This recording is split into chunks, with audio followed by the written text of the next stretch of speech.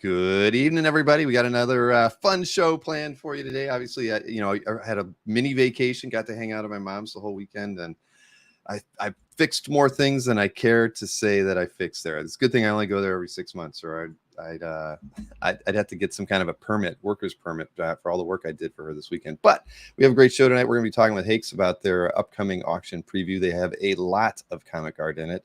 So yeah, we've got a lot to talk about tonight. So I'm going to get everybody in here. We got Alex, Kelly, and Sean joining us tonight. Let me switch some of us around here to get us in the places of power. So how's everybody doing? Wonderful. Good. Doing well, sir. You know, you guys are going to San Diego. We were just talking about that beforehand, right? So what kind of fun things do you have planned in San Diego this year? Well, we're going to have an action-packed booth just full of a lot of the pieces you'll see here tonight will be on display. They're among comic books, action figures, other things that we have in the auction will be on display at the booth, and that's it. We're bringing the heat, and yeah, come and see it in person. I think there's a booth number on one of these, wasn't there? 704. Booth 704. There we go. Yes, in Comic Alley or Golden Age, whatever they call that section, where all of the comic dealers and of the like are in the same area where we are. And it looks like you're giving away pins again. Oh yes, daily pins. You collect. It's a Sinister Six. You get the first 5 each day. Then you get the 6th bonus pin if you have all 5. So come by the booth every day if you're there. Get a pin. See, Alex, now you're feeling like you're missing out, right? You don't get a pin if you don't go. I wouldn't say that because somebody may have a set of them being sent to them right now. So upon request, right? So you'll see those shortly.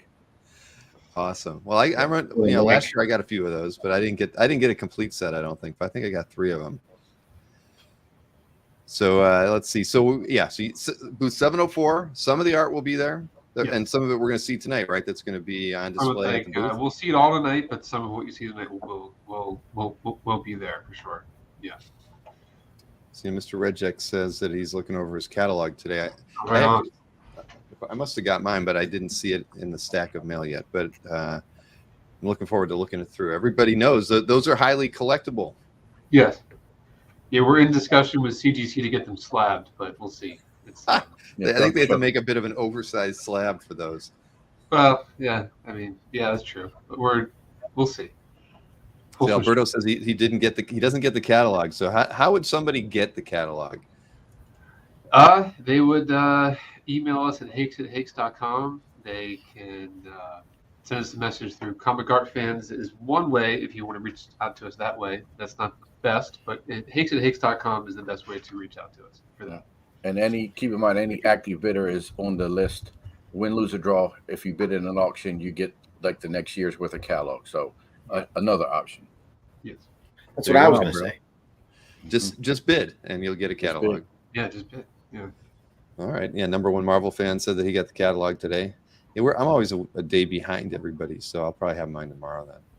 But so yeah, we've got a lot of art to chat about here. I think that when I looked through everything when I was in Ohio over the weekend, I mean, this is a pretty decent selection of stuff. More, it seems like every time you have one of these, it gets a little bit bigger.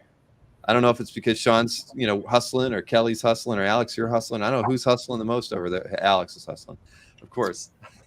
But no, all of us. Combined effort, and others on staff. Todd, this is really a team effort when we put these auctions together. And then we have Scott that handles political, but also concert posters, and so no, it really is. Everyone is on board for trying to get the consignments in the door for sure. Do you remember, Bill? The end of the last session we did, I said there's a piece of art I'm working on that I can get into at some point, and it was 10 years in the making. Or something. I remember you talking about that. It is here, and I'll see if you can guess what it is. All right, 10 years in the making. Well, that's going to be tough. Hey, David Barr wanted to know if you do ship catalogs to overseas clients. Yes, we have, and we do. It's case by case. Again, I'm sorry, I didn't interrupt Kelly. We're also finding out there are issues now with shipping that, and then some cases in certain areas, they're actually charging a fee of $30 to $70 for the person to even get the catalog, totally out of our control. So yes, we can in certain instances. It has become very tricky though. Yeah, we can work that out. Even for active bidders, there's no way we can avoid that. We do have the digital catalog. We have our website, and yeah. Don't everyone should not overlook, because we don't promote it enough. I don't think we have a virtual catalog on the site that you can flip through it just like your real catalog. So you could do that, or just do the search categories. We have art broken down into a number of different subjects. Thanks to Sean, he's the one who suggested that years ago, and we put that in motion. So you can navigate online and kind of cover the whole auction. I also have catalogs at San Diego if you're there. I'll have plenty of copies to hand out. So all right, and I got that right as far as hakes@hakes.com is the email address. That's the one. There you go. I saw Josh. Bill, before we start, I just want to say real quick, thank you again for having me on a couple weeks ago. I got emails privately from people that said they saw it and they liked it, and so it was just as expected, a great experience, and it was nice to hear from people that found me interesting or wanted to see my art, but just again the community aspect of, we all love this stuff, so it was very enjoyable. Oh, that was fun. I mean, well, we got to learn about. I mean, I had no idea you had worked for Hake since practically, a birth, teenager, somewhere around in there. I mean, I had no idea. It was the year I was born, is when you started. 85, right? Is that right? 85, yeah. I was born that year, so that's when he started. So someone's birth. It was mine. I was almost out of high school by then, Kelly. But Sorry. That's all right. That's all right. It makes makes Alex and I feel just a little bit older, but much wiser. I'm looking at Sean and I'm looking at that dartboard, and I don't know if that was there before, but I can't believe you have a dartboard up by where you have art hanging on the wall. What if somebody's been drinking that night and they're playing darts and they just stumble? It's a it's a missed shot. What do you? That's the Russian roulette of Sean Rutan dartboard. If you hit it, well, then you're not going to make it. So it raises the stakes. No, I frame copies, y'all. You know this. That's right. It's your hanging copies. Okay. Yeah. Good. Now the calendar for my birth month over there, I take it off the wall. But everything else is the copy. All right. Well, that's good to know. I was a little worried. All right. Well, let's dive into the lots, shall we? I mean, like I know I said, we've got a lot to look at here tonight. Rutan roulette. That's one game you don't want to play. I don't want to lose anyways. You don't want to lose. Oh man. All right. So where are we starting off here? It's a Howard Chaykin. What is this? It's already at 44,000. You knew this was going to be big because it's from issue 1. Yeah. Which page number was this? I didn't even get a look at that. Issue 26. Yeah. So let's go ahead and look at the larger image on this thing. So I saw people on Facebook even saying, "Did you see the Star Wars 1 page on certain art collecting groups?" So you knew this one had a lot of buzz around it the moment you guys turned this auction on. So I'm assuming you're probably seeing a lot of activity on this particular page. Absolutely, Sean. You can talk about the importance of this page if you want. You were involved. All I can say is when I first saw it was one of those things where every once in a while in my career here I get to hold something I can't believe, and it was amazing. It's one of those things I didn't know if I'd ever see one, and obviously Hakes is known for their Star Wars. I thought the odds were good; they were in our favor, but still, it's still something until you see it. You're like, man, I can't believe this still exists out there. It's awesome. So it was great to see. So it's the first time, as far as any of us know, that a page from the first issue has ever come to auction. So we've had a couple other pages from other issues from this 6-issue adaptation, but this is the first issue. So this is sort of a rookie card type as far as art goes, and it's 2 major characters throughout the whole page.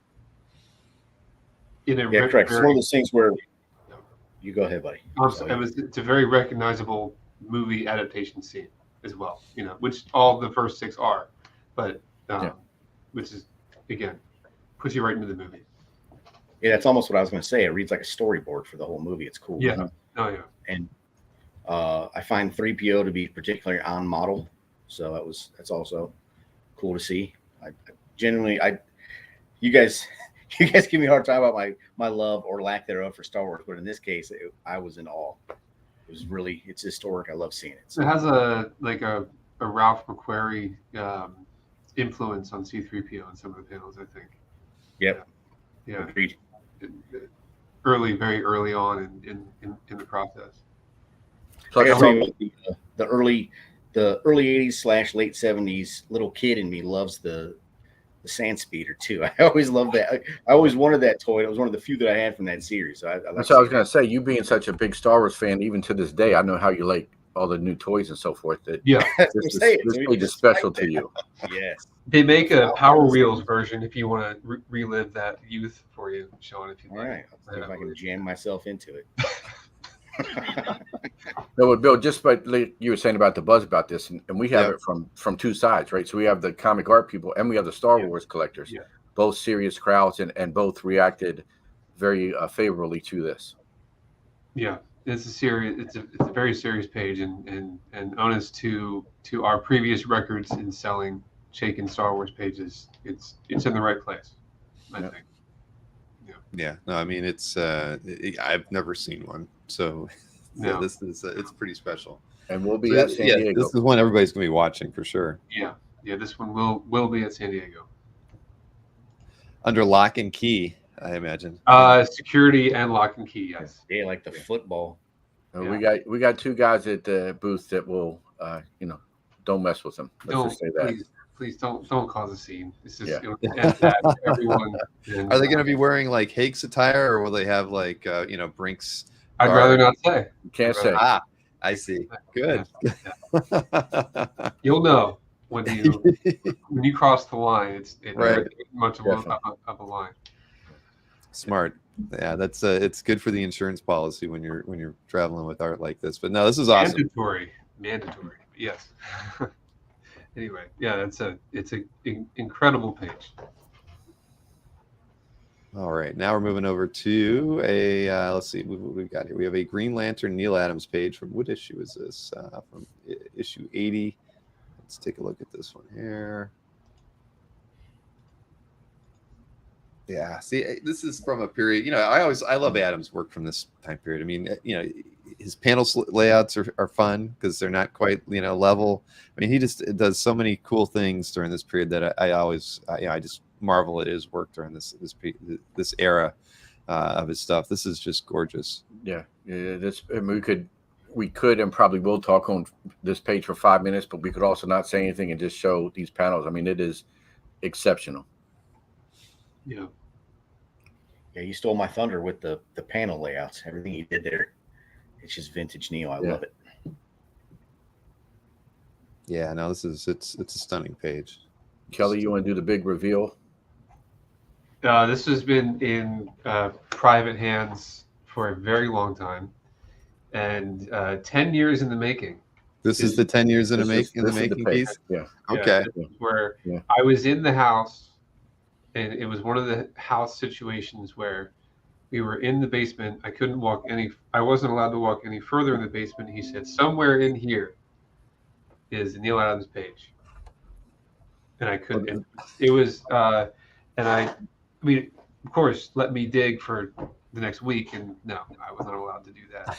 And he had to eventually stumble upon it, and among many other great things. But this was probably the better piece at that time. Other things that he didn't know was there, but he knew this was there. A long story with that, but it was there, and he eventually called me, and even then, after he called me and said he had it, took him 2 days to figure out how to text me photos.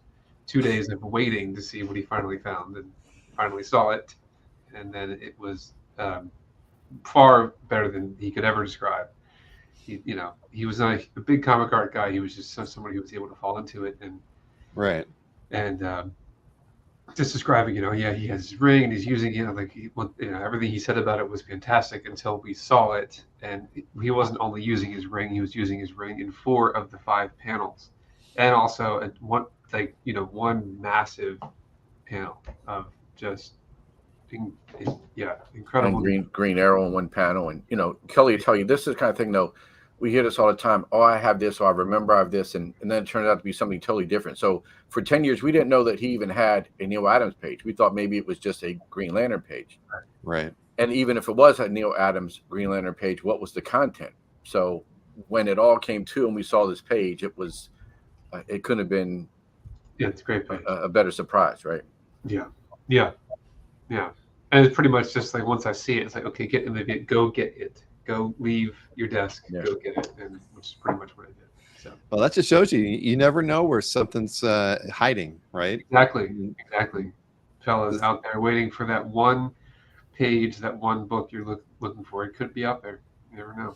Yeah, because everything else was, vintage Disney collectibles, and I mean, it's so far removed from comic book art, and yet here's the one page he had. Yeah. He had good taste on that one page. Yeah. He did well. Yeah, great page. So it's at $6,600 now, so we can see that we've got just over 2 weeks before these close. So they close in 2 weeks on Wednesday evening, right? Yes. Yeah. The week after San Diego. Wednesday after San Diego. There we go. Always recommend get your bids in early, but that's when it ends. Yeah, it's great. All right. So next up, we've got a Garcia Lopez cover from Super Family Team 15. Let's see, get the large image here. And what year was this? 78. 78. All right. Yeah, right before he did the style guides. Right. What would become superpowers. And just really cool. I mean, how many covers are Flash and the New Gods on? So it's got a uniqueness to it. It's very dynamic. I love Lopez myself. To me, this is a pretty interesting and special cover. I agree. He's probably my favorite DC artist as far as the Bronze Age is concerned. I love his work. He has a lot of fans. That is for sure. He will be at OAX. We haven't done a formal announcement. I listed him on the website last week, but I'm hoping to get him on the channel for a brief announcement about that. But he'll be there too. Right on. It's shaping up to be a good show, and you guys will be there too. Yeah, absolutely. Sean, are you going to be there? Where? At OAX. Oh yeah. I'm doing my best. I had a feeling you were going. Make that happen, yes, sir. I don't want to miss your first show, buddy. That's what I want to hear. If we can get Alex down there, we'll see what happens. Well, I think it's 3 guys on screen are going to be there. Sweet. That's what I want to hear. No promises, because Kelly and I could have a horrible breakup before then. But it's been edgy, very edgy here. So, but I'm sure in the lead up to any auction, it gets a little testy around the office, just a little bit. But yeah. Well, to his testament, Kelly does a hell of a lot of stuff, and he's always on the road, and he's doing this and that. Now he's getting ready for San Diego, so it's I know I run him ragged, but the job does just a fine job of doing it on its own. You don't even have to do anything. It runs me ragged on its own. Yeah. So. Despite everyone that walks in the building, and their first reaction is, "Oh, I'd love to work here for free." I've heard that. They would work for free, was, 15 years ago. Yeah. That was a while ago, and I'm still coming back. It's wonderful. So we got some card art here, huh? This is all Kelly here. This is photo art, card art does not come up often. This came basically directly from the Kenner archives to auction. And to give a little bit of a background on photo art, this goes into Star Wars card art or many other different types of card art when movie scenes are involved or movie photos. This is a photograph of Michael Keaton and Jack Nicholson. This one is obviously Michael Keaton from the 89 movie. Then airbrushed and altered for the card back art, and it was used on many different toys throughout the Kenner line at that time. And the Jack Nicholson is the same. This one has a lot more airbrushing and a lot more art added to it to embellish the colors being used. In the Star Wars world, card art, photo art as it's called, is highly coveted. In some, depending on the scene, depending on the character, six figures for those. This is a little bit more affordable. It's Batman and Kenner, but at the same time, more than iconic movie scenes, characters, actors. It transcends original art to action figure collecting, to toy collecting, and I think entertainment memorabilia. Entertainment memorabilia collecting as well. They're just phenomenal pieces, I think. And big. I think you hit the nail on the head there. The crossover appeal. You got movie fans will love it. Batman fans will love it. Actor and the whole gamut. And I can tell you right now, bleeding into toy collecting, that just finding any original art for card art in general for any line. Yeah, the rest of this line is more original art that was specific to each toy, which is in its own way it's very cool if you collected that toy. These are specific to the toy line, the movie, the actors, the Batman and Joker characters. Periods. That's why I think they just transcend, like you said, to all different types of collectors. And photo art is a widely used term because they used photos and then made them into art. So, it's for the reference. Yeah. And like you were, I was going to say the same thing. It's that crossover thing. You know, you've got, because you have a lot of toy collectors that are monitor the auctions, so then they see this stuff too, and it has appeal to them. It has appeal to the art collectors. So, you know, again, you've got a unique audience always looking at these pieces, and that there's always going to be crossover. Yeah, and aside from the soundtrack, the '89 Batman movie is excellent. I'd say that the soundtrack is probably the least of its strong points. Isn't that right, Alex? You're boring me. The Prince. Anybody out there doesn't know? I'm a huge Prince fan. He's trying to be funny, but I know it fell flat. Yeah, it's an incredible soundtrack. I can see the breakup coming sooner than later. Okay. Anyway, on a lighter note, I might not even make it to auction day. No, I might not even. I might be stuck in San Diego. You know. Hey, Alex, I know you need him around to fix things on your computer every now and again. So that's 100%. It might be worth keeping him around. For sure. Sure. No, great. These two pieces are great. No, they really are. Yeah. Let's see here. Let me close this thing here because I opened it a while ago. Let's see. Jack Keller artwork from Kid Colt 115. It's the complete book. This is the complete book. So we had from Jack Keller's son and family archives, basically from Jack Keller himself, passed down through his family, through his estate, which is now coming to the market. And there are many different stories throughout this auction. I actually don't have the count. It's like somewhere between 12 and 15 full stories. Okay. Thank you. And this, I could not break this book apart. It was the only book where every story except for one 2-page side story, which was not Kid Colt, done by Jack Keller, he had complete. So I just had to keep the book together just for historical sake, which we all agreed was the best way to go. So this is a complete book, minus the cover, but it is a complete book. All the interior work minus the cover and those two side pages for what I believe is probably just a. And he didn't do it, right? So this is all the key differences. All that he would have done, and the story was from, and I'm sure I'm not the only one to know this or say this, that in the late 70s, Marvel lost the court case at the time as far as who owns art. And all of a sudden one day, Jack Keller receives a skid or pallet or rather large package at his house full of his art. And that was it. And he probably was not the only artist to that happen. So any Comic-Con or any meeting post 1978, that's the reason why you saw giant stacks of art on artist tables post 78 when that happened. So I believe I'm accurate on my history in that. If I'm not, please correct me, but I'm pretty sure I'm accurate on that. You are. I'll let the comments pour in on my misinformation. But no, this is a great opportunity to say you have a complete book. Yeah. Not many people have that opportunity to even say that.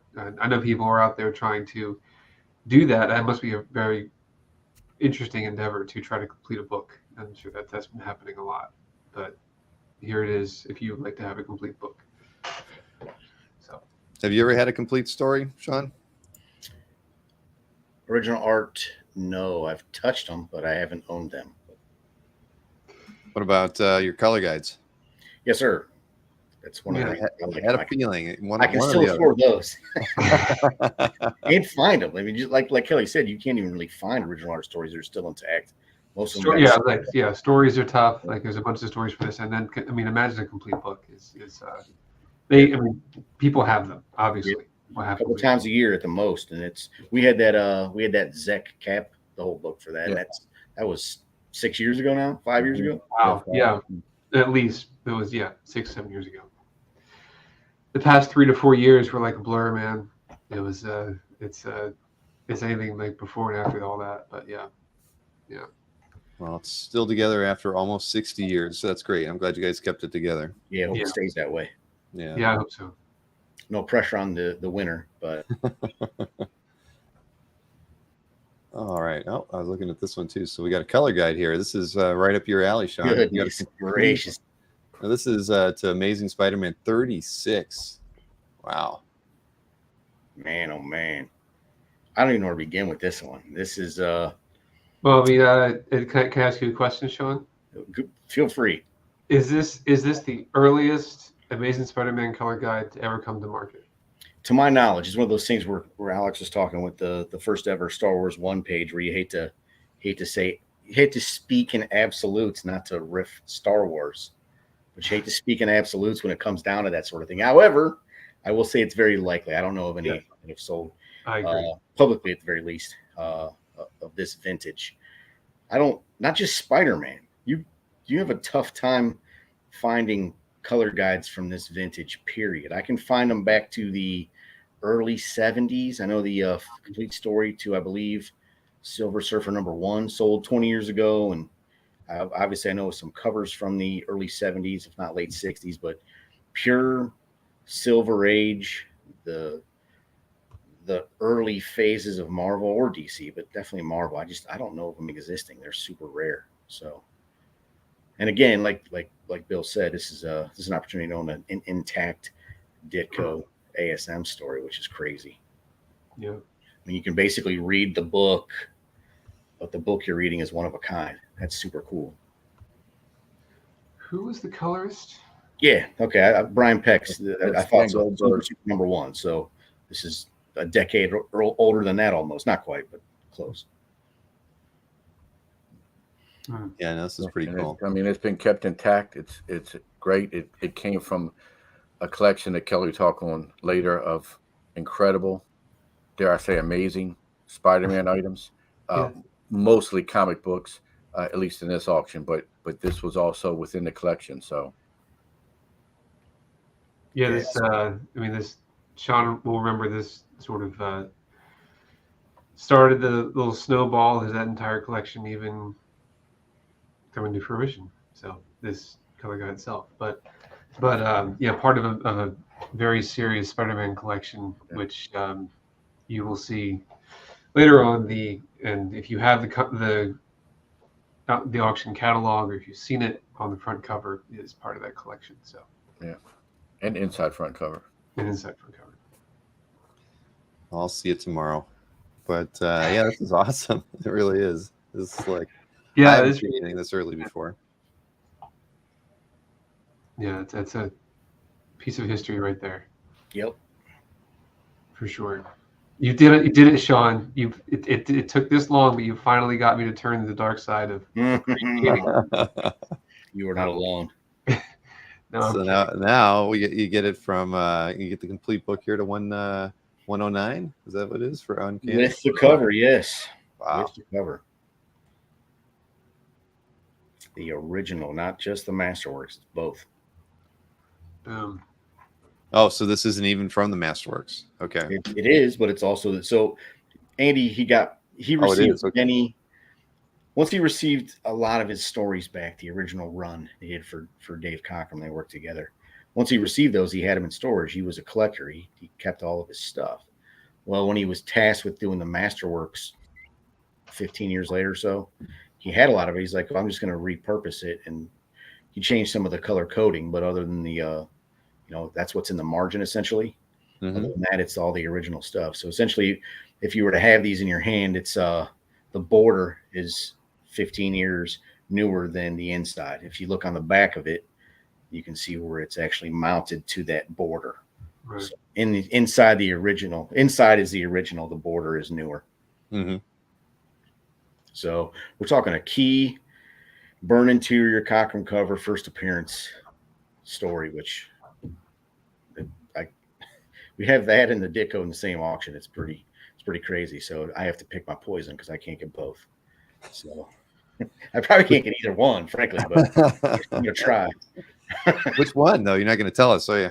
No, I can't divulge. Frankly, I'm not going to know until about 8:58 or even 9:15 on that Wednesday. So we'll see. Awesome.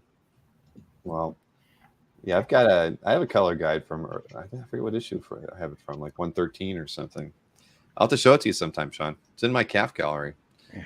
For title page with Colossus and those the walls coming in with the spikes. I can't remember what issue that is. I think it's 113. Talking from up above, the burn splash. No, well, it's a burn page, yeah, but no, from the sides. He's holding the walls back. Yeah, but the camera angle's up above his head, right? I feel like it's straight on from him, but okay. I'll send you a pic. Yeah, send me a picture of it. It's not for sale though. You can't go wrong with Burn Colossus, my favorite character by my favorite artist. Exactly. So we got another color guide here to the cover of Moon Knight 8. Sienkiewicz, Moon Knight. Goodness gracious, another one. There's so many great color guides, which is it's great to see, as most people are aware. Partly due to their cachet or lack thereof for many years, and also just because of availability. It's one of those things where, if I had to imagine it, people were buying these by the box load or the trunk load 30 years ago for $12. Like, they're 5 cents each. Take the whole bunch, and they've been in a closet ever since, if not in a dumpster. So the just finding cover color guides, not easy. And this came from, speaking of which, this is actually sat in Andy Anchus sat in his garage since this was 40 years almost. It sat there untouched. So if not for that, they're few and far between. Well, that's pretty sick. Now, so is this one that you sought out? Sure. I mean, I gotta pay rent too, man. I know. I get it. But yes, absolutely. Yes. It's in to total, me, I think we got like 50 lots of color guides from anything from just a cover to cover. Yeah. Oh, very slick. So it's already got a bid at the $500 starting point. That's cool. A little more here on the color guides. What's this from? Hulk 1. I'll see. This is the Masterworks, but it's Hulk #1. Now, ASM #1 went for $15,000 for the Masterworks. Mm-hmm. So this is a chance to get the first Hulk Masterworks. Obviously, you have the original. You're talking 6 figures most likely. In fact, I won't even say most likely. You're talking 6 figures if you had the original. In this case, you can have the Masterworks, which is the next best thing. So you can, again, read a one-of-a-kind version of the story. And, right now with no opening bid, it's the opportunity to have something great is there for sure. Yeah, that's pretty slick too. Well, another cool one. We've got another color guide set here too, right? What is this from? This is from the Handbook of Marvel Universe 10. Yeah, I know Marvin wants this one, so I'm not going to hype it up too much and add bidders to his quest. But yeah, this has obviously with Spider-Man right in the middle. It's got Silver Surfer, Namor. It's got great characters. The whole Marvel Universe, that first wave of the books, I love them. I got a cover. I got a Daredevil issue. I love it. And not only that, but it's not just in this case with most of these. It's not just the cover. The interiors are cool too, and it comes with a lot of them. So you're getting a lot of bang for your buck. Sean, is this the last round from this series, or we have more after this? We got one more. One more. Okay. Yes, sir. Next, that'll be in November then. Yep. Yeah. I want to say there's 2 or 3 in the next one. Okay. I think there's 3. I think there's 2 more from the if I just knew the alphabet, I mean, we got to go to Z, and then I think there's one deluxe as well that's left. We don't pay you to know the alphabet. It's fine. I can't maths. Well, these are always memorable, and they're always going to be collectible. I mean, there's a few collectors out there who go after just the original art from these books or the covers. So, yeah, these are Marvin's going to have a competition no matter how little or how much you promote it. There's going to be people interested in it. Correct. He's going to have to go against Marcus and his love for Stingray. Yes, exactly. Well, Marcus has his favorites. So, and look, and you even get Mohawk Storm on this one too. I love Mohawk Storm. Yeah. She should be the forever Storm. Yeah, I agree. I think when she had a mohawk was the first time she beat Cyclops' rear end. Marcus probably knows that. But, I own that cover color. Yeah, that's a good one.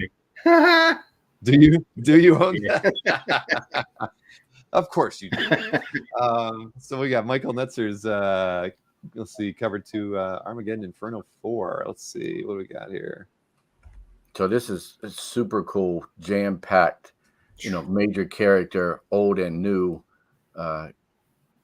fighting it out, right? The original Justice Society and then new school characters. I think it's great. I love this whole era because here's what's cool about it. It still hasn't quite hit yet. So you're going to get a deal, and yet it's going to go way more than it would even 2 years ago, but it's still, in my opinion, not what it's going to be 2-3 years from now.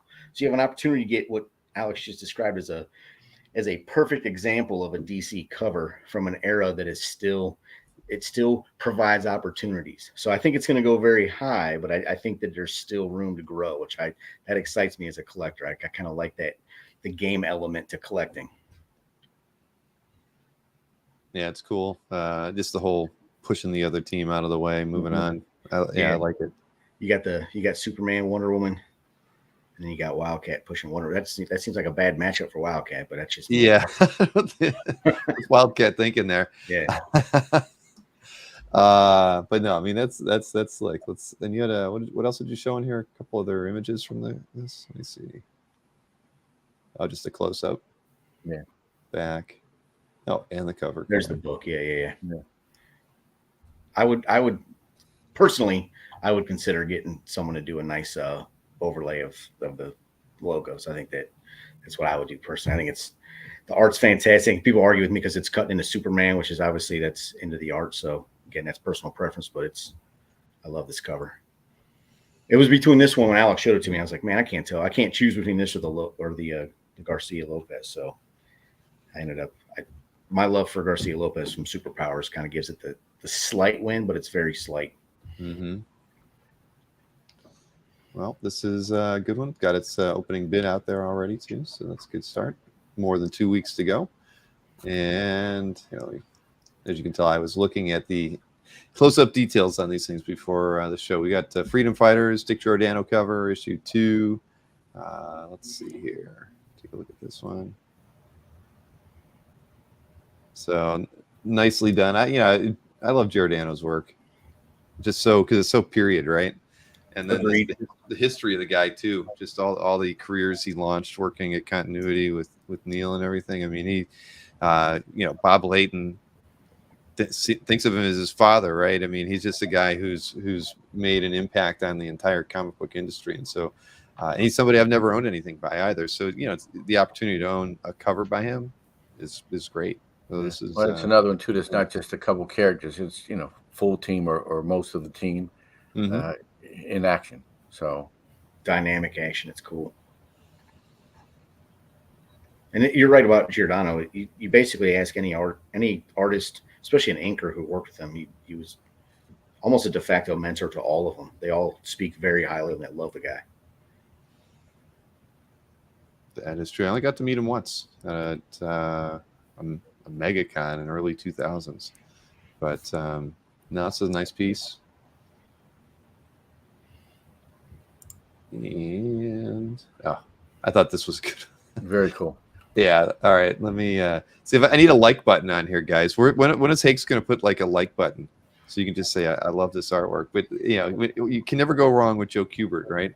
So you can like it on our CAF page if you'd like. There you go. Well, I'll have to do that. Or you can like it by placing a bid as well. There it is. That's true too. The president speaks.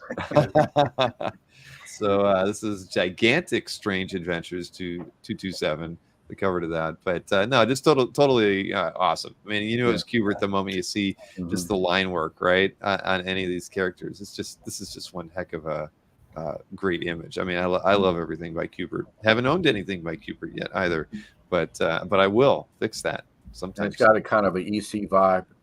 Yeah, I think it's really cool. Agreed fully. So this isn't one that sat around for 10 years and somebody couldn't find. They knew they had this one. Right. No, this was this has been loved and coveted by the original owner for a long time. Well, this was not my get. This was an Alex Winter get. So for the auction. It's a team win. Sure. I am Negan.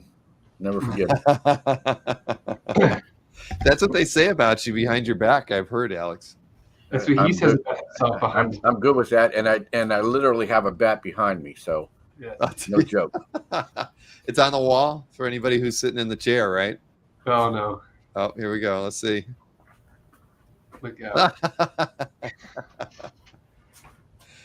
HR man, take the barbed wire off of it. So antique. It's an antique baseball collectible, is what I call it.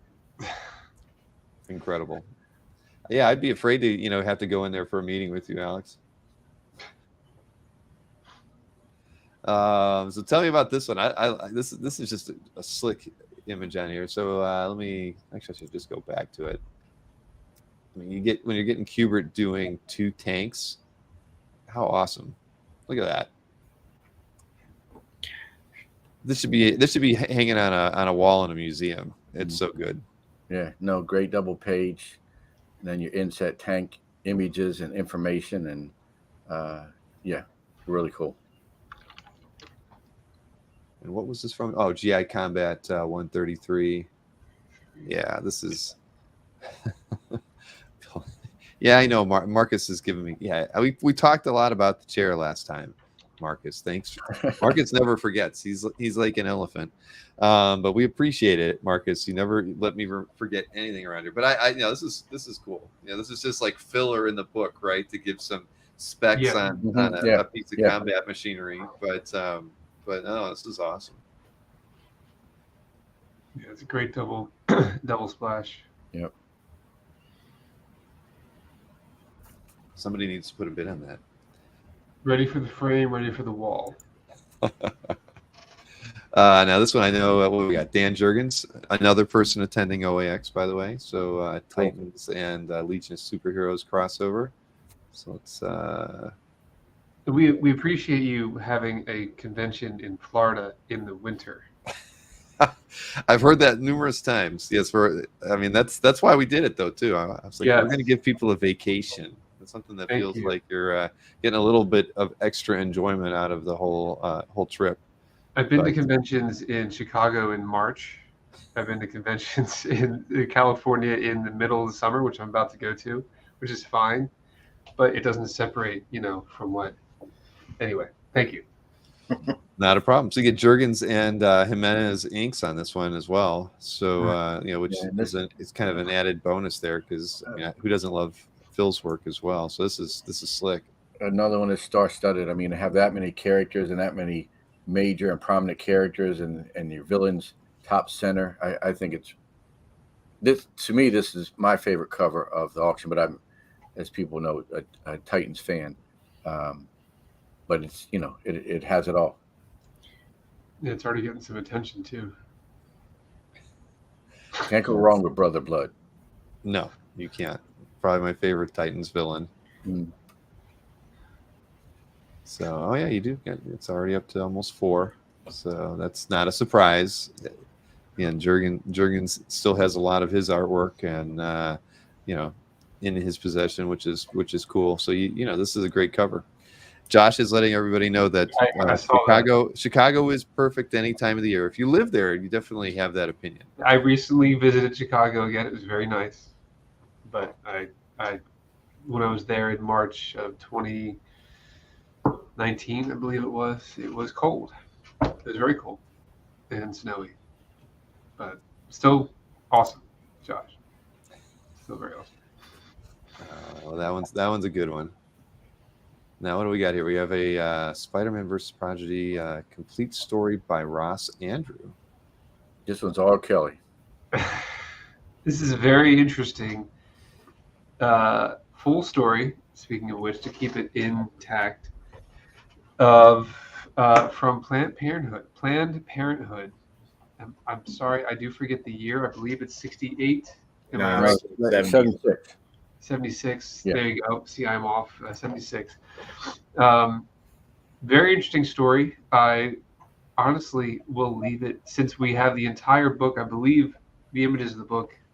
If you haven't seen the book in person, please go to our website, hakes.com, and read this story. It is very Planned Parenthood. I would recommend doing that. It's all there for your own leisure. Again, full story. The art boards are the book is in half format, so the art is also in that half style format. So these are on 11 by 17s. Yes, turn sideways. Yes. That's slick. Yeah, and as we describe it, so the Prodigy is the villain, right? So and Mike Bowling, our cataloger, says the Prodigy denounces information about the risks and consequences of teen pregnancy and venereal disease. Man, I was leaving it up to that was going to be the whole surprise. No. We got to do the review. I got it. So this is one of a kind story for Spider-Man, right? Yeah. If anyone out there listening actually remembers seeing this, or actually remembers holding this little book, please. Do a dramatic reading. Yes. Wow.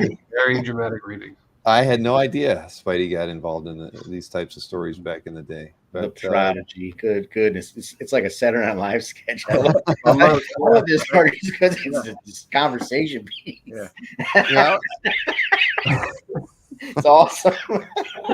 I haven't read this story yet either. I'm going to check it out, man. I had the art, I didn't read it. Silly me. I always hate when there's like a business name out there and it hits you one day that the business name really means what the business is about, and just like, I don't know, like Goodwill, right? It means goodwill, right? I mean, but you just call it Goodwill all the time, and you never really think about what the word actually means. And then you see the same thing happen with comic characters and things. I mean, it's always funny when those things kind of hit you. And then you're like, shoot, how did I not even think of it in those terms until just now? Spidey versus the Clapster. That probably wouldn't have been a good. That wouldn't have sold as well. Planned Parenthood probably wouldn't have wanted to push that one out. But anyways, it's Ross Andrew, complete story, two pages per 11 by 17 board. How cool is that? I was just talking. We were actually authorized to reprint the black and white and hand it out at San Diego Comic-Con as well. So if you no, I'm kidding. We're not authorized to do that. So. I was going to say that's pretty. No, we're not authorized at all to do any of that as a joke. That would be my goodness, a wonderful handout. You never know. But anyway, this book definitely gives new meaning to the spider senses tingling. Let's just leave it at that. Oh, for goodness sakes. Good thing Berkey's not here. He would have been throwing a few zingers. There are some things that we're all saying to ourselves that we're not going to say out loud right now, but I'm going to try not to say out loud. Oh my goodness. I think Alex is giving it very PC. These books are very rare. They do not come up too often. Artwork like this we don't see. Life advice dads don't give out. That Marcus has got that right too. But again, it's Ross Andrew drawing Spidey. Who wouldn't want to pay? And I was just going to say, I was talking to somebody the other day.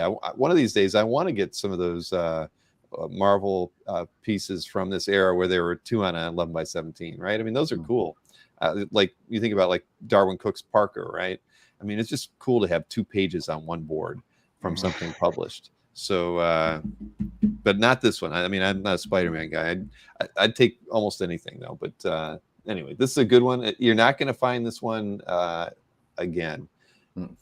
So let's see. This already got 6 bids on it, $3,300. Man, that the splash page alone is worth more than that. So we Oh, still yeah. got plenty of room. This is Story or not. I mean, come on, how many people would love to own an Andrew Spider-Man page from the right era, and would they pay a whole lot more than that for it? So it is what it is. So here, you can tell this is a Gil Kane, even as a thumbnail. You don't even have to read it. You just can tell by the faces and the way they're drawn, the eyes, the noses. And here you got a Time Machine Marvel Classics comic cover here.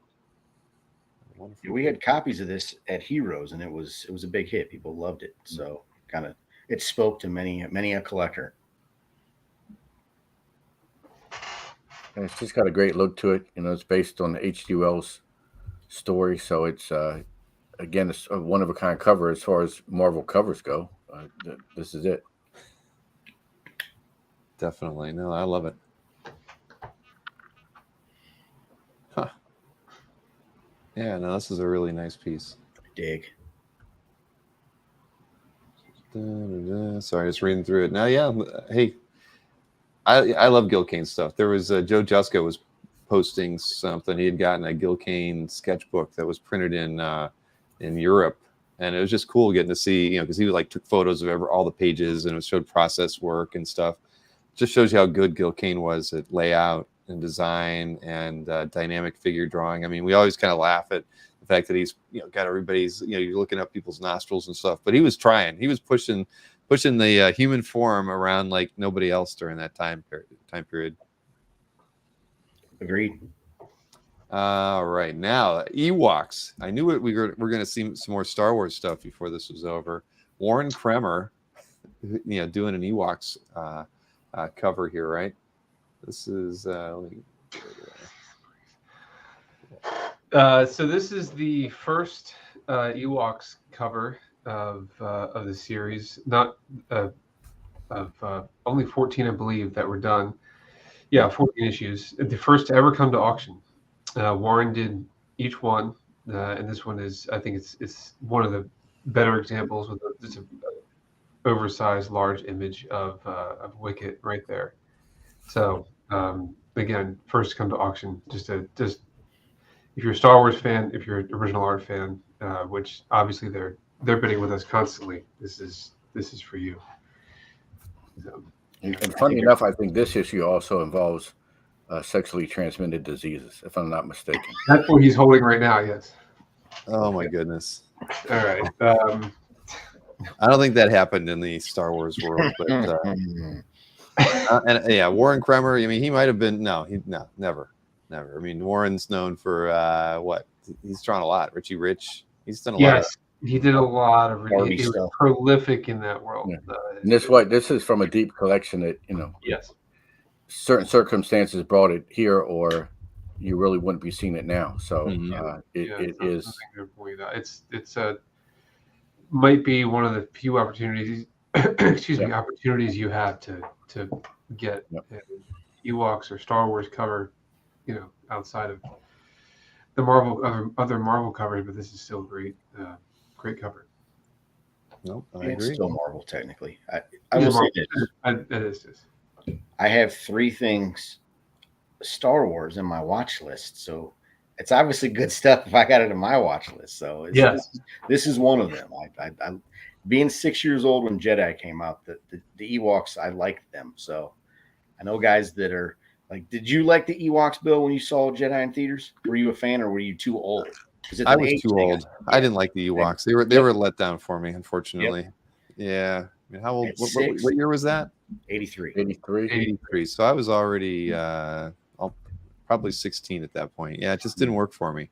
And I enjoyed the movie. I admit that, but I loved them because I was 6 and I was allowed to. Yeah. What about you, Alex? Did you like the Ewoks? Nope.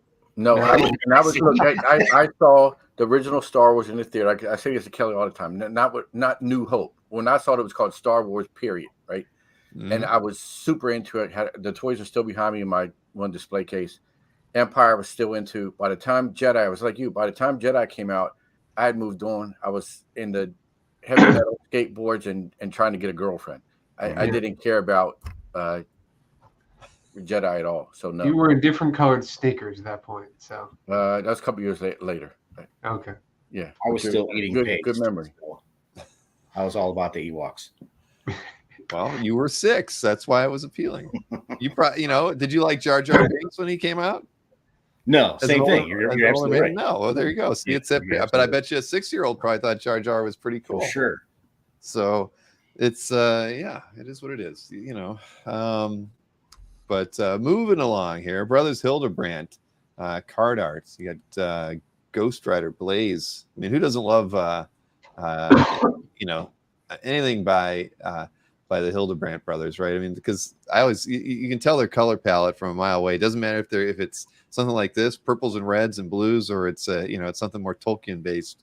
You can always just tell, by the quality of the brushwork, the paint, whatever. I mean, I don't know. Whenever I see their work, I know it immediately. So this is gorgeous. I don't know what the size. Oh, there it is. It's 20 by 23 in the frame. Wow, that's huge. Yeah, it's a monster. Dang, I thought these would have been smaller than that. No, I've seen some card art that, the Batman card art from the 60s is not much bigger than the actual cards. But no, these they work big on this series. And it's not your traditional, Ghost Rider on a cycle. It's the 90s iteration of Blaze, but it's still very, very cool. The fact that, both brothers worked on this. We've had some other art from this series, but it's been years since we've had a piece. So this is, again, another nice one. I love Johnny Blaze early 90s team ups with the Catch Ghost Rider too. So I've got some affinity for the character, the 90s version, the very Cable-esque, ultra violent Punisher Johnny Blaze. Mm-hmm. Yeah, I had this card growing up, so it was traded among me and my brother. Well, very, very slick. I like it. Yeah, like Mr. Easy Go Lucky said, and it's an awesome Hildebrandt painting. Yeah. I agree. And people probably want me to take back my Ewoks comments and Jar Jar Binks comments. I'm sorry, everybody.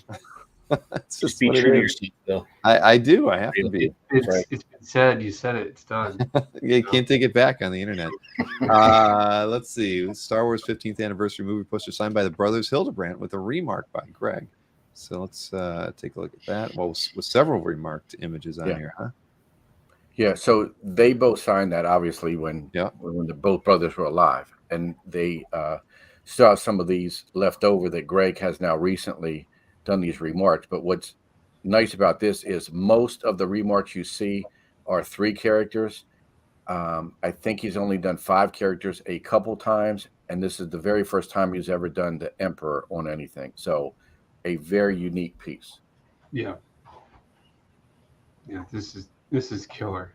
Is it a full size one sheet? Yes, it's a reprint full size one sheet from the. Is it Killian? No, I don't remember when this was reprinted. A Killian poster, which but it's obviously they did the original art, and then which is a great piece on its own. I have one hanging on my wall, signed by Greg, but this remarked with 5 characters is just and it really double signed by each brother, or signed by each brother, but double signed by Hildebrandt. So Greg, that is. Greg, this is get the extra one here. This is on my. This is not on your watch list. Is that right, Sean? Because it's on mine. So good. You can. I don't want to compete with you all the time, man. We're always button heads, but this one is. No, I'm kidding. If you want it, we can fight each other. But this is a great. This is a great. I love posters anyway, and this is If this was an original one sheet like Matt mentioned, that'd probably be very valuable. But it's been cool. You've watched. Greg's put a lot of stuff out in the last year. He's been digging stuff out of his archives. I think there's a couple schools of thought on remarking an original one sheet to remarking one of the reprints. A reprint. It's. Do you want to remark something that was original to the theater, or would you rather just remark something that is a little more easy to replace? I don't know. That's just a different school. Oh, yeah, I guess that makes sense too. I mean, I don't think about it from a movie poster collector angle, but you're probably right. I mean, people would rather see those not, maybe you get them signed, but you don't want people draw. Okay, that makes that like does make the sense. original poster on its own is first print high grade is worth a couple $1,000s, and on its own, and then you go and remark it. Some collectors would like this, some don't. So anyway, that's just I'm not saying in any way that anyone's wrong and thinking it's a shame, but it's just out there. So, but yeah. All right. Let's see. We got one of those mosaics. We haven't seen one of these in a while. I love Matthew's work. Yeah. That's hashtag. It's our MIA. Todd Sheffer couldn't join us tonight, but he appeared on the show anyway. Yes, he did, didn't he? Cameo. Whether he wanted to or not, he is here. But it has been a few years since we had one. We got this from him at the last Little Giant show. Always nice to work with him. He's a really talented and very nice guy. Yeah, he's cool, dude. Agreed. Yeah. I like seeing him succeed. And this is cool that there was that one photo, Bill, that you had up. This was triple published. So 3 different covers. This art was used in different configurations or colorways, I should say. So there you see, that's the 3 different there. Yeah, if you follow him on social media, you see his process a lot. It's really interesting just how much work it takes, but how long it takes to bring to. I was going to say, I remember, in the interview we did, it's a long process. Yeah. But these in person are really impressive. I mean, they're huge, just incredible. And so is the piece there as well. Yeah. No, it's definitely nice. Got a bid on it already, so that's a good start. All right, moving over to Boris Vallejo from 78. That's paperback cover, right? Yep. So let's see here. Anything Boris is fantastic. And then you get into his paperback covers. I think this is just a great dramatic scene. Yeah, and incredible color too on this. Yes. Yeah. Yeah, this feels like fine art to me when we go into this stuff. Yeah. I love it. I don't see any reason why you can't call it that. So I think it just is. Yeah, Boris is very distinctive. I mean, as far as a lot of people drew a lot of inspiration from Frazetta or whatnot, but Boris separated himself early on. Like Ken Kelly and a few other guys. Yeah, I've always loved Boris's stuff, and mostly because of his color palette. I mean, he just, he was slick, and his paintings were just so rich. Whether he was doing those Olympic based, calendar pieces, or just the calendar pieces that that he put out every single year that he still puts out with Julie Bell today. Yeah, I mean, he's a gift to anybody who appreciates artwork in this genre. I mean, for all of us to get to see his work. So I've always been a huge fan of Boris's stuff. Really nice guy too. What's the size on this one? I didn't look at that. 17 by 28. Okay. Wow. Now that's a great one. So, and published. Let's see over here. The Siege of Faltara. Well, perfect era. 78. Oh man. Let's see. And a couple bids on that one. That's good. Then we've got I mentioned Ken Kelly, and now we have a piece by Ken Kelly here. And slick. Let's go here. Oh man. Yeah. When we first got this, and Todd is the one that did the descriptions on these, and he's a big Red Sonja fan.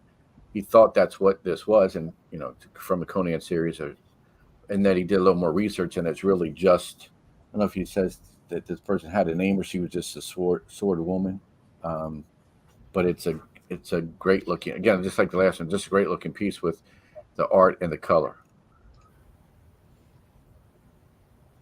Yeah, it's like they almost had the same color palettes in the last. It's very orange, they're orange based, but it's still a great painting. Yeah, Dark Agnes, I guess, is who this is. Well, now it's a great image. And Ken Kelly, of course, no longer with us. This is great. I mean, a great image. Yeah, already has 7 bids on it. You know, I mean, his stuff. I mean, this is again. What year was this? 79. So wow. Did you get those from the same consigner? Yeah. Yeah. Yes, we So did. somebody who's really focused on that period. Wow, that's awesome. Yeah, we have a couple of pieces. I don't think I have them. I gave them to you tonight, but we have a Rowena piece that was a published card, and at least 1 or 2 other painted pieces like this, right, Kelly? Yeah, the Hickman shadow. Oh, the shadow. Yeah. Mm-hmm. Oh, Stephen Hickman. Yeah. Yes. Wow, another artist that has recently passed too. I mean, his stuff is phenomenal. Well, see, now we're moving on to something very different. Oh man, I'm Bart Simpson. Who the hell are you? That's great. So this is among the first of what is now known as sketch cards, but it wasn't a box insert, which is what many sketch cards are. You got a redemption card, and then you sent that in, and they had Matt do the artwork once they came in with a deadline of like a year within when the series came out. So they were going to number these of 400, but could be at least half of those are still out there in wax boxes that were never opened up. So there are far fewer done than the planned 400, and they all have some slight differences. This one with what he is saying in the word balloon, I think makes it a little special, a little better than some others. A handful of these have sold in the last 5 years or so. They can go in excess of $10,000. Yeah. So, yeah. I didn't know the Wonka golden ticket angle. That's cool. Mm-hmm. Yep. That's like, yeah, that's old school to do it that way. But 2 bids on this one already. So yeah, I mean, anything by Matt that Matt's touched, I mean, is going to be highly sought after by anybody. I mean, not many people can say they've owned anything by him, right? I mean, at the end of the day, there just isn't a lot of it out there. And you know, I'm envious of guys. You know, I had Bill Morrison on for an interview a couple weeks back, and you know, it's just cool thinking that, you know, all the time that he got to spend with Matt and see him work and all that. I think that's pretty cool. A lot of us, you know, can just kind of enjoy his creations and stuff, but to own something by him is pretty special, and it's something as hard to get as this. Makes it even more interesting. Let's see. All right, sketch card set. So now these were inserts, and they are done by a variety of artists, some of more prominence than others. But yes, this is entire set from the series. All have been PSA graded, encapsulated. Nice variety of characters, and not easy to put this set together. These are both from a pretty prolific collection. Is that right, Alex? Yeah, this from the Roxanne Tozer collection. So that's the pedigree. Roxanne, her husband, her son, over the last 40 years have been, you know, one of the biggest name in non-sports. They've done price guides in the non-sport update magazine, and so they're now starting to liquidate their collection, which in this auction we just have the 2 lots that we just saw here. Starting in November will be all of their classic non-sport cards, from Horrors of War to Mars Attacks to more modern day stuff. They have test issues and wrappers and full sets, and so it's going to be a pretty incredible collection. We're going to sell over probably several years. It's that extensive. Wow, well, that's slick. I mean, clearly they were very focused in what they chose to collect. Yeah. I mean, those Mars. I can't wait to see the Mars Attack stuff. I mean, who doesn't love those images? I mean, they're all just fun. And they actually they don't have original art from that series, unfortunately, but they do have some like test plates and things. So there will be some one-of-a-kind items from that series, and a wrapper, which is rare. So it'll be more than just the basic card set. And Matt from Pop Sequentialism mentioned about that last piece. We gave Matt his first exhibition at La Luz de Jesus back in the early 90s. That's cool. Right. A Life in Hell show. That's cool. Well, that makes sense, Matt. And I keep telling Matt I got to have him back on the show. He's had a very interesting career in the arts. Sounds like it's cool. Yeah. So, well, that's slick. I'm looking forward to seeing the rest of the stuff that comes out over the next year or two. Yeah. Yeah. All right. So we got a Jim Lee piece, Batman Europa interior page, right? Let's see.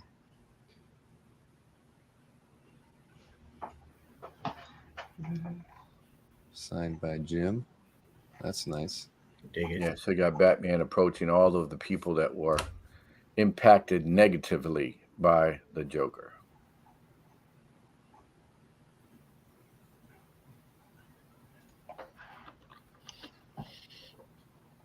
It's from there. Oh, and there's this. So they just colored straight from the pencils, huh?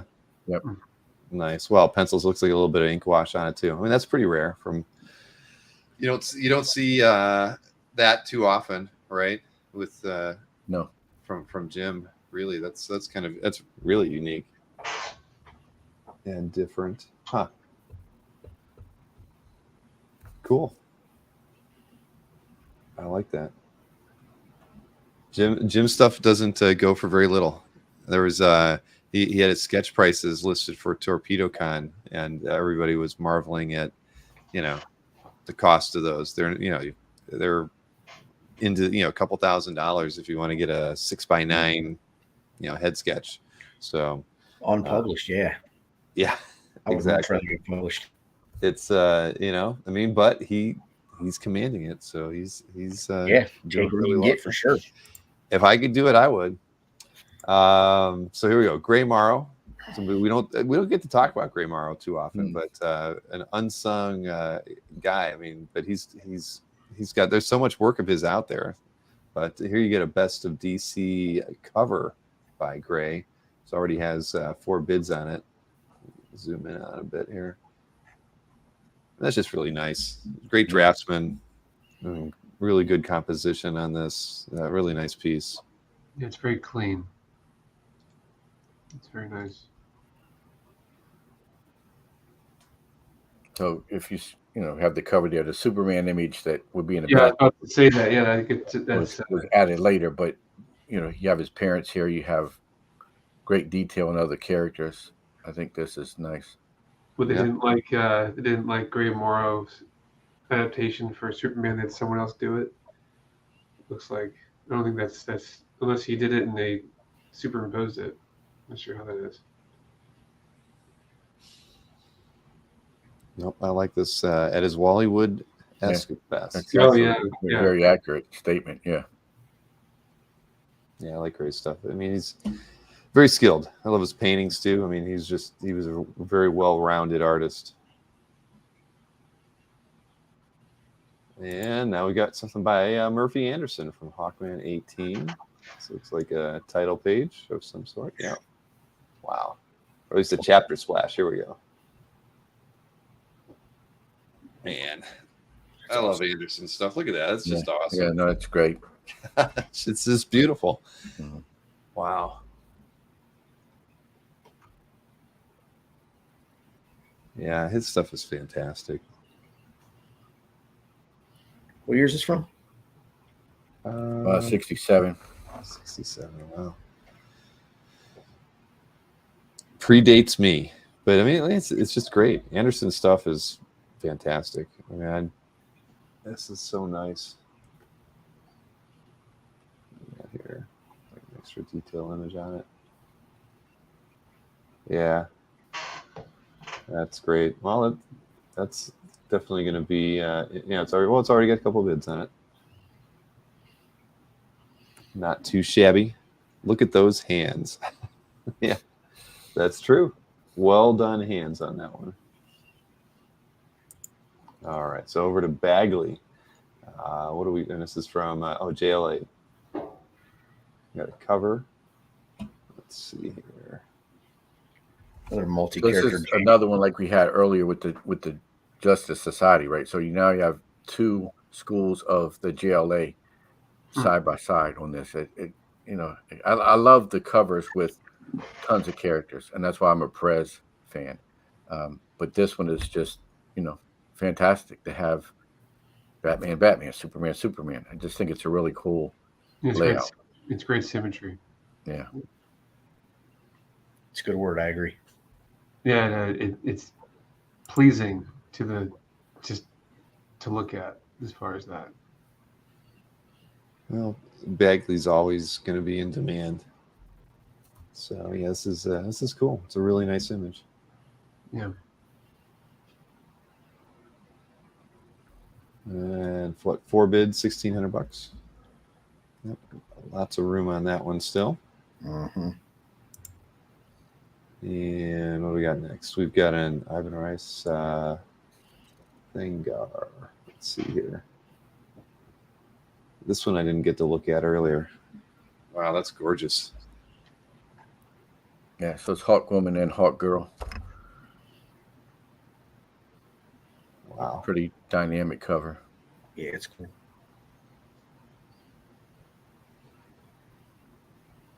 So you really you have a well-rounded set of stuff in this auction.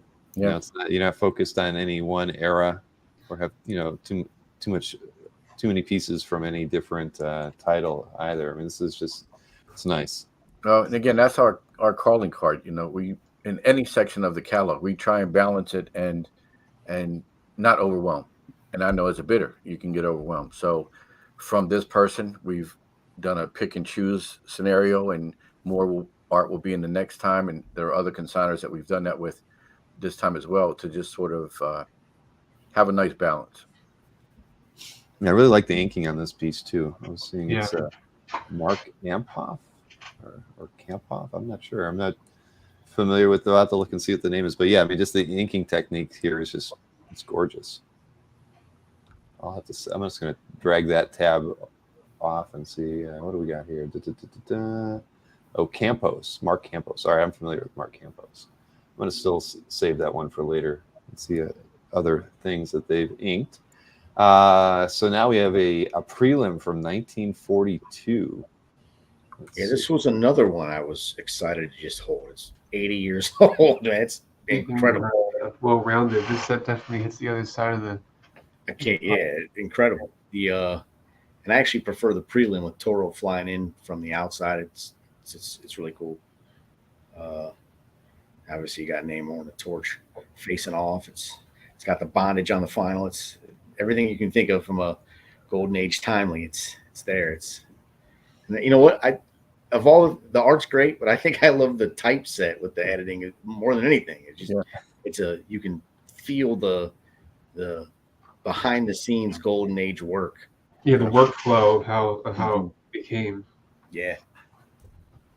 So did they type it before they drew on it, or did they do the drawing and then roll that into the typewriter? They drew it first, absolutely, then they typed over it. I mean, why would they think anything less?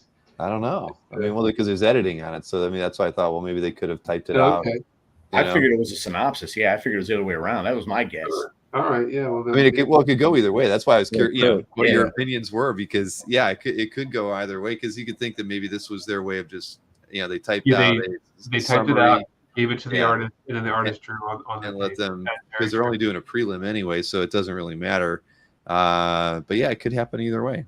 I think I sit corrected. I believe you guys are correct. I've switched sides. I wish I knew. You're not going to be able to ask Carrie Sale or Carl. If Rutan, I've been wrong many times before, so I can tell you that. But no, I mean, come on, this is pretty cool. From what are we talking? Over 80 years old. Yes, they have something that still exists from that era. Yeah, I mean, that's and even in this crude format, you still have the triangular subhead, right? Mm-hmm. Yes. Yeah. So, well, you got a bid on it, so it's going to sell. That's awesome. And Chester Gould, always popular. Finally seeing some. I remember back in the day, and I was back in the day, like 12, 15 years ago, when those Dick Tracy stuff was coming out fairly regularly on eBay. I always felt that it sold for not enough. Like, why are these awesome old Chester Gould pieces, selling for under $300 or something? And now we're finally seeing them kind of reach what you would have expected them to. And maybe it's because they're more scarce. Right back in the day, it seemed like there was like 2 or 3 Chester Goulds on eBay every single week. And then they just kind of disappeared and dried up for a while. So it's cool to see these pieces come back. I mean, this is from 1959. It's gorgeous. I mean, it's already got a couple bids on it, but I mean, this stuff is classic. I'm reading. Somebody sent me a Joe Staton, Dick Tracy comic book, so I could go through it. And it's fun. I mean, you see this, and it's just a different era. I mean, you see the style and everything. I mean, this is beautiful. When it elaborates on the whole crime and the death, and you can see the body on the slab there, and it's a lot of people don't realize how kind of graphic some of the Dick Tracy stuff can be. I mean, as you got later, it got more comical, but especially early on, and that was pretty hardcore gangster stuff. It wasn't a funny comic like when you got into the 60s and went into space and all that crazy stuff. And this came from a collection of guy. We talked about some last time. We had Sundays and dailies from him. And then this time, this is the last batch. I think 1 Sunday and 3 dailies, all from the 50s, I believe. Well, yeah, there's like an autopsy going on. Yeah, that's slick. And then Chester Gould's cool signature right there at the end. Yeah, that's great. I love it. And what is it? 19.5 by 27 and 5/8. So yeah, rather large. That's cool. Too. That's something you gotta hang on the wall if you end up with that one. Agreed. All right. Oh, Dennis the Menace. Hey, catch him. That's cool. We got a couple bids on this one already.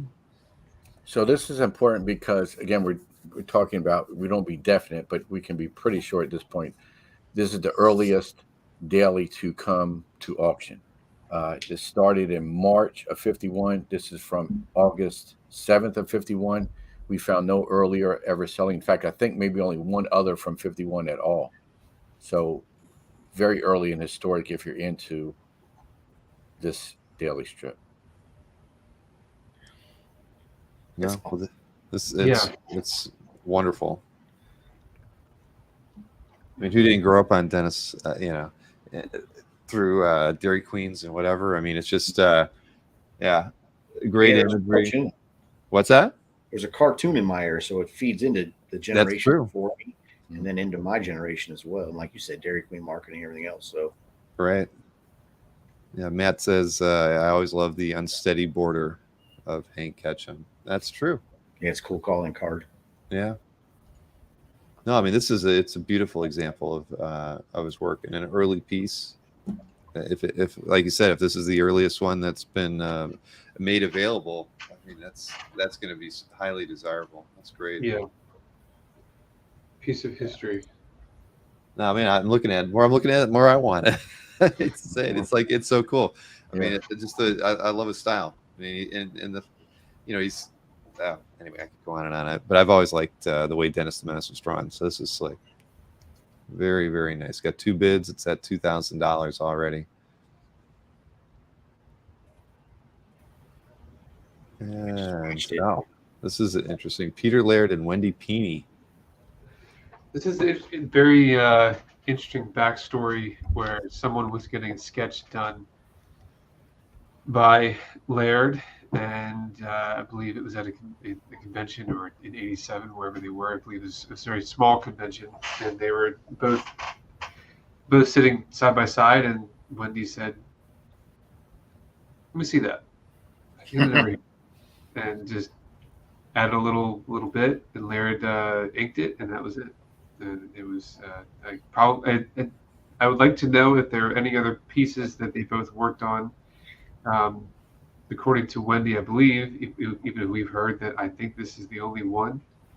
If anyone knows of any others, but we're pretty sure that they have not worked on anything published, unpublished. They, for sure, published. We know that they did not put unpublished like this. Very, very. They actually reached out to us because they didn't remember doing this, and sort of questioned the backstory on it and wanted to see the signature. And once we gave them all that, then he said, "This is probably what happened." So we heard directly from Yeah, it was the story from the owner when we got that. That's what happened. Then she later reread the story and agreed with it. They thought that I mean, who knows how many pieces they've done or how many rooms they've been in or how many conventions they've done. To remember every piece you've ever drawn is difficult. So yeah, Right. but she did come back and what's this? What are they saying here? Back in those days, I had table. This is Right, awesome. yes. This should be published. It should. Yeah, It's, no, I It's think a great it's piece. great. It Yeah, should be a fanzine cover at the very least. yeah, absolutely. Yeah. Yeah. Yeah, this is a unique piece. If you were a fan of either or both, if you're a fan of both of these artists or the characters, this belongs in your collection. It's you're not going to find another unique piece like this. And layered art is also much more difficult to come by than Eastman. That is Yeah, it's great. so. yeah, I've never seen anything like it. Mm-hmm. Yep. So we got a bid on it, $500. Yeah, it should easily get into your auction estimates there for sure. Yeah, Matt has some nice insight there on the. Okay, what do you say? Back in those days, they had tables between Eastman and Laird, and 3 Peonies and even Arthur Adams. Yeah, that just makes sense. They're in the same space and maybe having fun. Because you look at the way that's drawn. I mean, clearly Laird could have done almost all of it, and then Yep. Wendy just said, you know what? There's a Yep. space there for woodcutter or Yeah. something, right? And let's place something from ElfQuest into it, make it even more interesting. So yeah, why not? That's really, really nice. I mean, you're not going to see another piece like that, I'm sure. I mean, I've never seen anything like it. Yeah. All right, so we got some Kurt Swan. Hey, Alex. Yes. So again, same source as what we've had the past few times. From a different issue, though. This is a very interesting issue in which Barbara Gordon appears and Superman portrays Batman in this page within the real Batman at the end. So you have Superman as Batman, Barbara Gordon, and Batman. And then the rest of the pages are from that story. So some show a combination of these characters or different action scenes. They're all really cool. Here, and that's a great one. Here is Superman not changing out of, or Clark Kent not changing out of Superman costume, but changing out of the Batman costume and into the Superman costume. That's a really cool page. Yeah. That is. And Barbara Gordon. Sean, do you have anything to add about Barbara Gordon? You seem to know her history. No, I learned to keep my mouth shut when it comes to these. Yeah. Is she a secretary, Sean? Exactly. Yeah, when did I said that like 9-10 years ago, and we're still talking about it today. I wasn't streaming 9 or 10 years ago. But it's hard to forget. But I mean, who doesn't love Swan? And then you get funny stories. But see, this is why I just could never get into DC stories. They're always just like so weird. You know, why would Superman dress as Batman? There's probably a good reason for it. Why But- not? I mean, I think it was like at the beginning of the story, they mentioned it was some kind of charity event that Batman couldn't be at. So Superman filled in as Batman, something along those lines. Were they running out of ideas at that point, or is this? No, I'm kidding. No, is it great? These are incredible pages. No, they weren't running. This was the everyday DC. I mean, that's what it is. But no, these are fantastic. Yeah, I've got 2 Kurt Swan pages now in my collection, so I'm very happy. Should have waited. This is the one. Here, let me close that one comment. I've had that over for too long. Sorry about that. But yeah, these are great. And how many were there in the set? Looked like you had about 6. We have 6 from this issue this time. Sweet. And all of them have a lot of interest on them already, so that's good. Let's see. All right, Rob Liefeld. This is an interior, right? Yes. X-Force number 5 page. Let's see. All pencils. All pencils, yeah. It's how he worked at that time. So yeah, it's a great page. Yeah, because we have maybe 8-10 pages along in this time frame, different titles this I time. believe so. I believe so. Yeah. Some preliminaries, some published like this, but yeah, there's just some other live field pieces in the auction too. Yeah. Great action page. Great page. Well, you get the thing as well. That's always good. And what year was this? Oh, 2005. Okay. No. Hey. Rob's a big art collector these days, as everybody knows. Yes. I asked Rob to come to OAX as a collector, but he's busy. So that's not going to happen. Finally, an artist I can say is not coming. But I asked him to come. I don't even want you to be there as an artist. I don't want you to be behind a table. It would be cool just to see you walking around the room, maybe like, just seeing some art and BSing with people. I had Glenn reach out to him for me, and he said, nah, his schedule's too busy. He can't come out. I'm like, oh, maybe next year. Hope so. Yeah, it's too bad. Yeah. All right. What do we got here? All right. So that concludes the art portion of the presentation. And I will let Kelly take this one away. This came through with a ASM 36 color guide. Was from the same collection as an amazing pun intended run of Spider-Man books. He also had some Daredevil books, but really his focus was on Spider-Man and the Spider-Man Daredevil crossovers. Why that he has those as well, or had those as well. This 9.6 copy, CGC graded 9.6 copy of Amazing Spider-Man #1 with white pages has not been topped with any other better example at auction to date. There are only 2 graded higher at 9.8, and those are, well, you tell me. They're in deep collections and have never come to auction. So this is it. If you want to obtain one of the nicest top 7 Amazing Spider-Man books, #1 books in the world, this is it. Yeah, because there's 2 higher. There's only 5 though that are 9.6, and not all of those have white pages. Not all are white pages. No, this is white pages, freshly graded. Just an incredible copy. And only 2 9.6s have even sold in the last decade. So, when was this graded? Recently.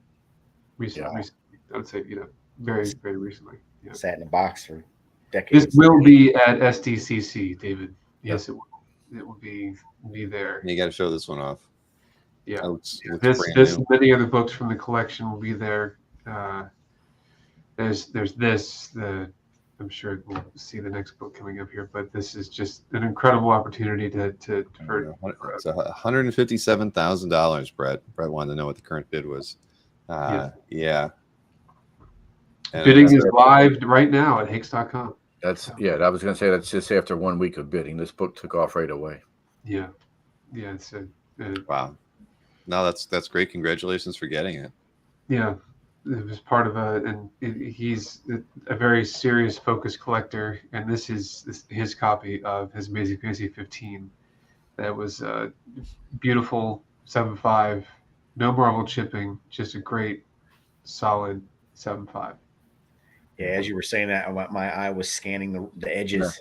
That's where I always go to. I'm like, where's the chipping at? It's not too there. many. This looks better than the 7.5. I know that has its little flaws that knock it down, but this is a visually appealing 7.5. Yeah, for sure. Yeah, very nice book. Wow. Well, I think they're going to be pretty happy when both of these auctions close. Yeah. So that's at 95. Yeah, we'll also be at San Diego. Mm-hmm. So this is a great piece. I think it's just a very colorful, great piece of DC memorabilia. And only the second time we've offered it, right, Alex? Yeah. So any of this late 60s DC merchandise is really rare. It did not sell like the late 60s Marvel merchandise did.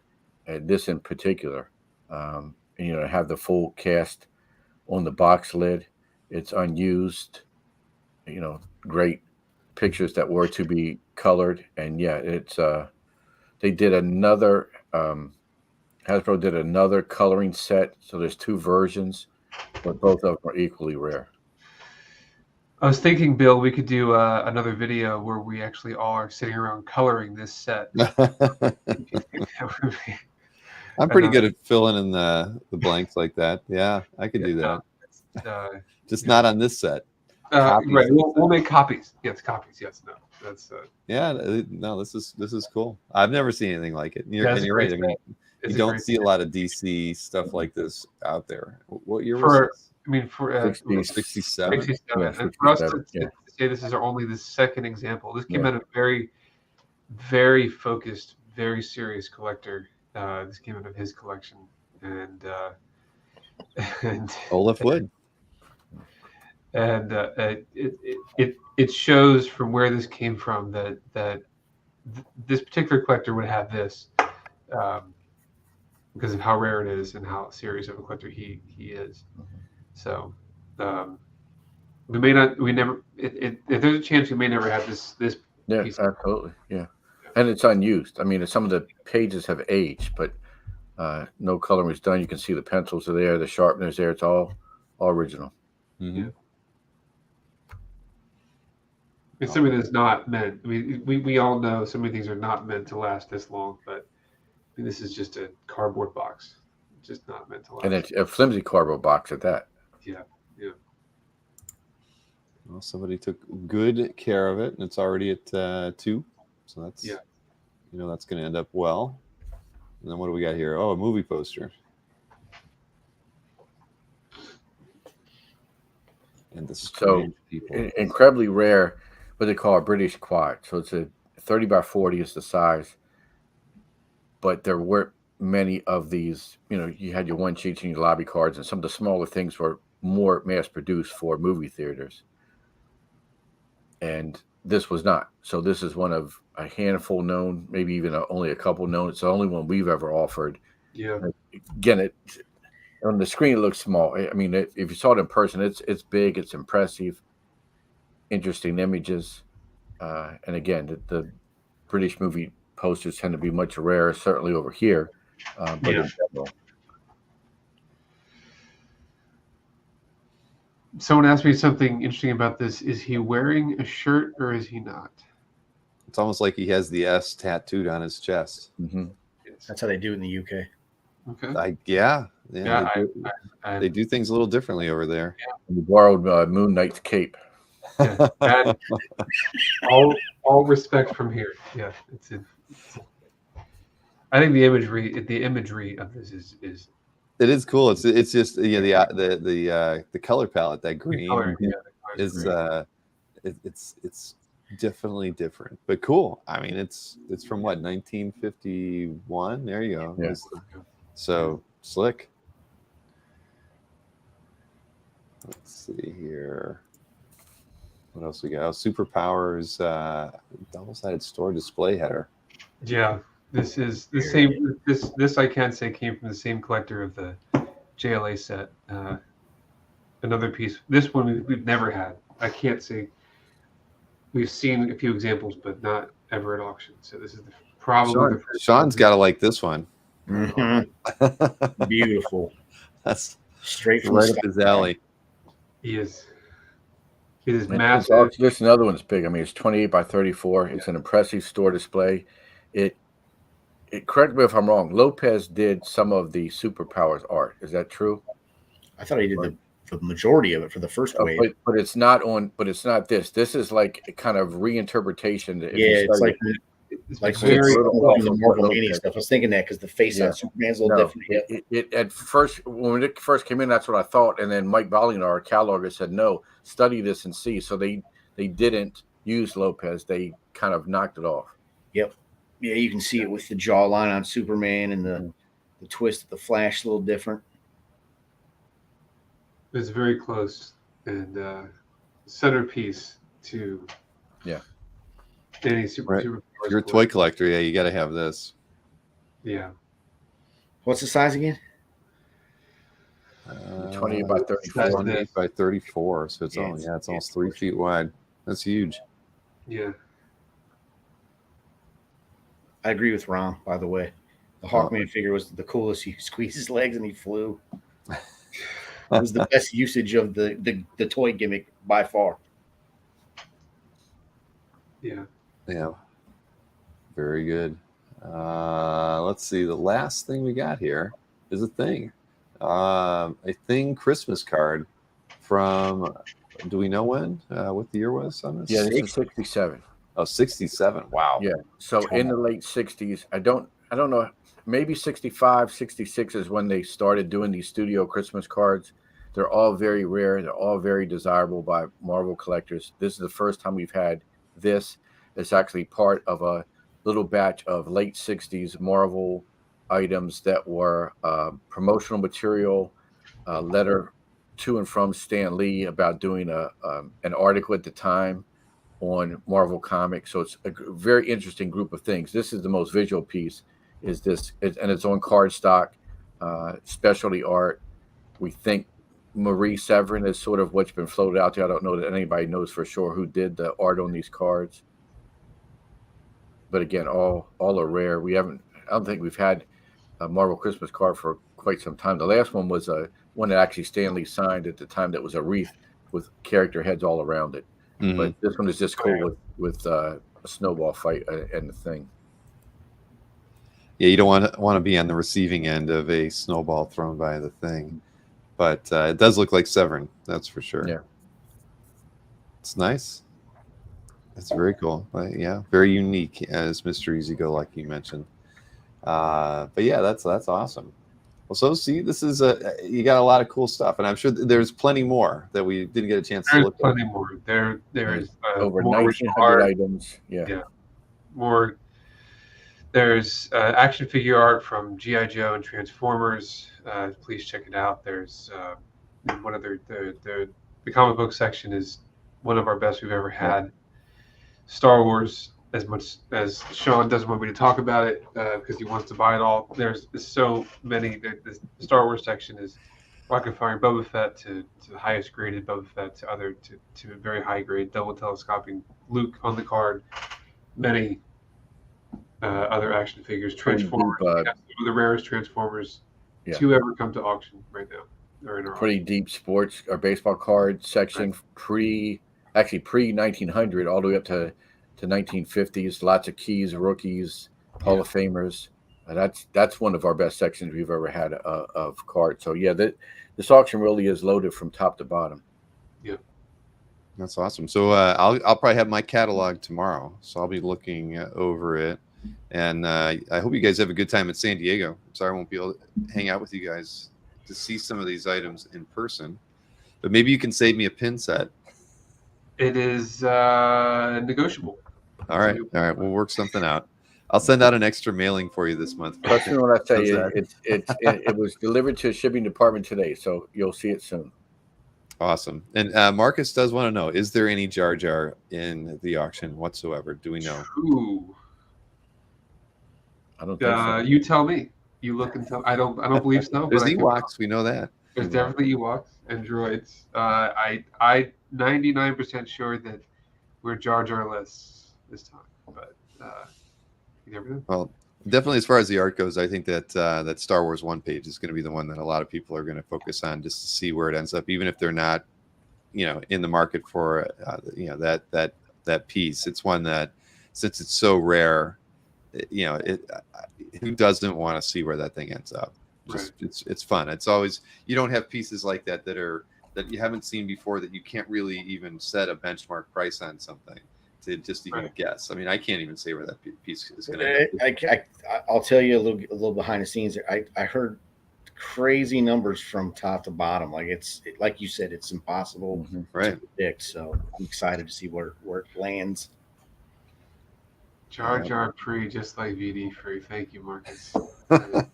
Exactly. Yeah, Marcus might stop by your booth. He might introduce himself. You never know.